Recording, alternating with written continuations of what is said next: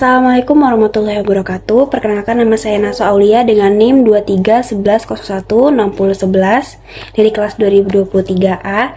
Di sini saya akan membahas tentang Undang-Undang Nomor 44 tahun 2009, Pasal 22 Bab 6 tentang rumah sakit.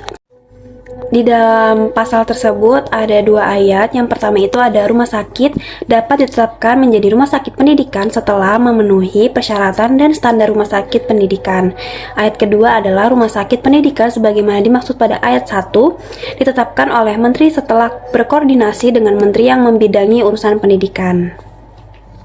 Jadi, untuk implementasi pasal 22 bab 6 Undang-Undang Nomor 44 tahun 2009 tentang kewajiban rumah sakit dilakukan melalui berbagai langkah dan kebijakan yang bertujuan untuk memastikan rumah sakit memberikan pelayanan kesehatan yang berkualitas dan sesuai dengan standar yang telah ditetapkan. Berikut ini adalah beberapa aspek dari implementasi dari pasal ini. Yang pertama adalah penyediaan informasi yang benar dan transparan. Rumah sakit harus menyusun materi informasi yang jelas mengenai jenis pelayanan, prosedur, mengenai jenis pelayanan, tentang biaya dan tata tertib yang berlaku. Hal ini bisa dilakukan melalui brosur, website, dan papan informasi di ruang tunggu. Contohnya, pihak rumah sakit membuat dan mendistribusikan brosur yang jelas ke berbagai jenis layanan dan cara untuk mengaksesnya. Yang kedua, standar pelayanan kesehatan. Rumah sakit wajib menerapkan prosedur operasional standar yaitu SOP yang mengacu pada pedoman dan standar nasional serta internasional untuk pelayanan kesehatan. Contohnya, menerapkan prosedur untuk penanganan pasien gawat darurat sesuai dengan standar pelayanan medis. Yang ketiga, ada pelayanan gawat darurat. Rumah sakit harus memiliki unit gawat darurat yang siap melayani pasien 24 jam dengan tenaga medis yang terlatih dan juga peralatan yang memandai. Contohnya, memastikan adanya tim medis yang siap siaga dan fasilitas yang lengkap untuk menangani pasien gawat darurat. Yang keempat, ada fungsi sosial rumah sakit. Rumah sakit diharuskan menyediakan layanan bagi masyarakat yang kurang mampu, termasuk pelayanan tanpa uang muka untuk kondisi darurat. Nah, contohnya memberikan akses gratis atau dengan biaya rendah untuk pengobatan kepada pasien yang tidak mampu. Yang kelima, ada penerapan rekam medis. Rumah sakit diwajibkan untuk menyimpan dan mengelola rekam medis pasien secara terstruktur dan aman, sehingga memudahkan akses dan perlindungan data pasien. Contohnya, menggunakan sistem informasi kesehatan atau SIK untuk mencatat dan mengelola data rekam medis. Jadi, implementasi dari pasal 22 Undang-Undang Nomor 44 Tahun 2009 bertujuan untuk meningkatkan mutu layanan kesehatan di rumah sakit dan memastikan bahwa pasien mendapatkan hak-hak mereka secara penuh. Namun, tantangan dalam penerapan seperti keterbatasan sumber daya dan pengetahuan masyarakat perlu terus diatasi agar regulasi ini dapat dilaksanakan dengan optimal. Selanjutnya, ada manfaat dan kelebihan dari Undang-Undang Nomor 44 Tahun 2009 Pasal 22 Bab 6. Yang pertama itu ada peningkatan kualitas pelayanan kesehatan. Nah, jadi rumah sakit yang memenuhi kewajibannya akan memberikan pelayanan kesehatan yang lebih aman, bermutu, dan efisien. Kelebihannya, pasien menerima perawatan yang sesuai dengan standar medis sehingga hasil kesehatan menjadi lebih baik. Yang kedua, perlindungan hak pasien. Manfaatnya, dengan adanya regulasi yang jelas mengenai kewajiban rumah sakit, hak pasien dilindungi dengan lebih baik, termasuk hak atas informasi dan privasi. Contohnya, pasien merasa dihargai dan aman dalam menjalani perawatan yang dapat meningkatkan kepercayaan mereka terhadap sistem kesehatan. Yang ketiga, ada aksesibilitas layanan kesehatan. Manfaatnya, rumah sakit diwajibkan menyediakan layanan bagi masyarakat tidak mampu, meningkatkan aksesibilitas layanan kesehatan. Kelebihannya, masyarakat yang kurang mampu dapat memperoleh perawatan yang mereka butuhkan tanpa harus khawatir biaya yang tinggi.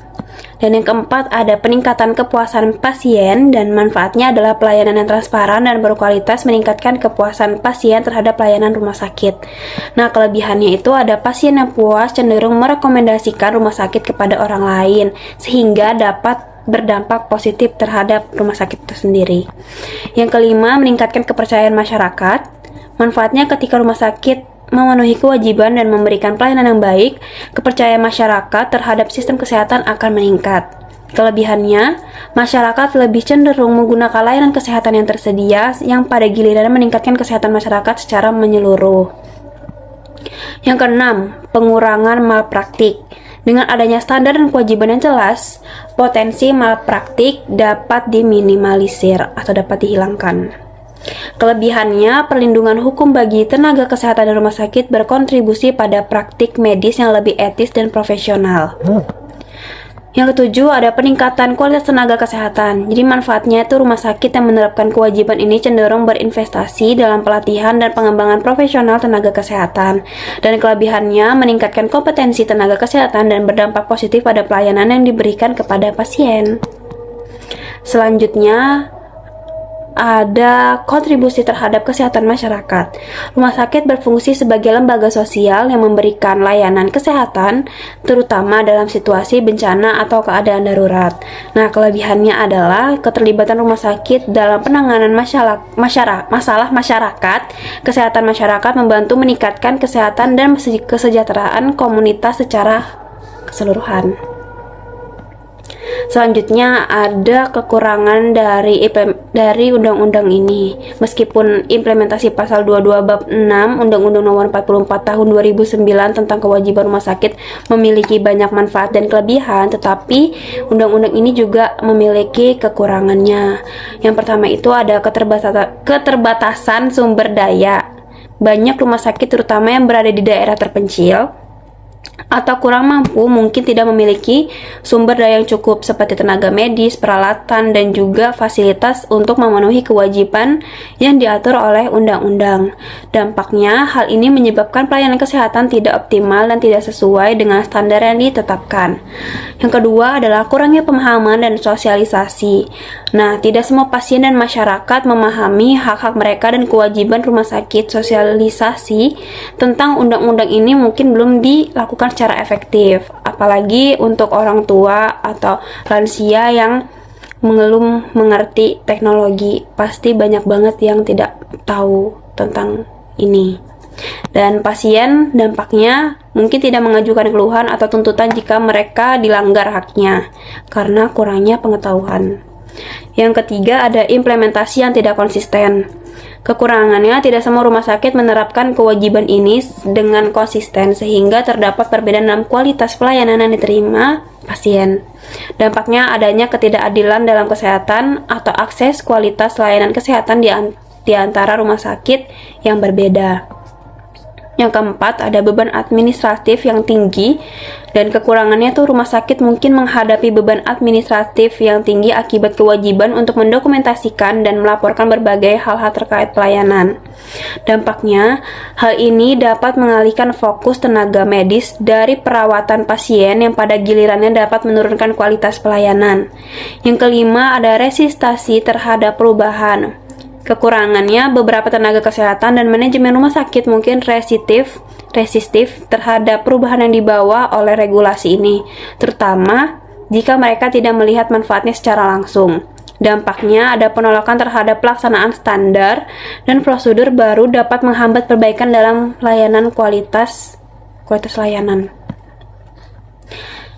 Yang keenam itu ada sistem rujukan tidak efektif, yaitu meskipun ada kewajiban untuk melaksanakan sistem rujukan, implementasinya seringkali tidak berjalan efektif karena kurangnya koordinasi antara fasilitas kesehatan. Dan dampaknya, pasien mungkin mengalami kesulitan untuk dirujuk ke rumah sakit atau fasilitas yang lebih tepat yang dapat memperburuk kesehatan mereka. Dan yang terakhir itu ada faktor budaya dan sosial, yaitu beberapa pasien mungkin enggan untuk mengadukan ketidakpuasan atau masalah yang mereka hadapi dalam pelayanan kesehatan karena budaya atau norma sosial. Nah, dampaknya itu hal ini dapat mengurangi umpan balik yang diperlukan untuk perbaikan layanan. Nah, jadi itu adalah implementasi dan penjelasan tentang Undang-Undang Nomor 44 Tahun 2009 Pasal 22 Bab 6 tentang rumah sakit, dan terdapat manfaat dan juga kelebihan dalam undang-undang ini sendiri. Tentunya juga memiliki kekurangan sehingga bisa kita perdalam lagi. Mungkin manfaat-manfaat tersebut bisa membuat masyarakat lebih baik lagi. Dan untuk kekurangannya mungkin bisa kita perbaiki lagi di kedepannya. Mungkin itu saja dari saya. Sekian, kurang lebihnya mohon maaf. Terima kasih. Wassalamualaikum warahmatullahi wabarakatuh.